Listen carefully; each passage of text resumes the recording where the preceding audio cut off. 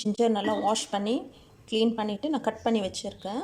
நாட்டி பூண்டு வந்து ஃபுல்லாக உரிக்கல, பாதி உரிச்சிருக்கேன், பாதி உரிக்கல. ஏன்னா அப்போ தான் இது வந்து நம்மளுக்கு நல்லா பிரியாணி நம்ம நான்வெஜ் அதிகமாக செய்கிறதுனால நாட்டி க்ளீன் பண்ணிவிட்டு கிரைண்ட் பண்ணி வச்சுக்கினா ரொம்ப டேஸ்ட்டாக இருக்கும் குக்கிங்க்கு யூஸ் பண்ணும்போது.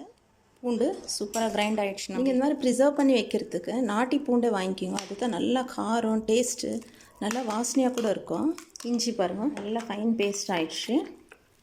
தண்ணி ஊற்றக்கூடாது, நான் தண்ணி ஊற்றலை, வெறும் நம்ம உப்பு போட்டோம் ஆயில் ஊற்றணும். அந்த உப்புலேயே தண்ணி விடும், அதுலேயே அது கிரைண்ட் ஆகிடும். நம்ம ஜிஞ்சர் கார்லிக் பேஸ்ட்டு பாட்டிலில் போட்டு ப்ரிசர்வ் பண்ணுறதுக்கு முன்னாடி லெமன் ஜூஸ் போட்டுக்கலாம். இதில் ஒரு 1 ஸ்பூன் அளவு லெமன் ஜூஸு, இதில் 1 ஸ்பூன் அளவு லெமன் ஜூஸ் போட்டு நம்ம நல்லா மிக்ஸ். ஒரிஜினல் கலர் நம்ம எப்படி கிரைண்ட் பண்ணமோ அதே ஒரிஜினல் கலர்லேயே இருக்கும்.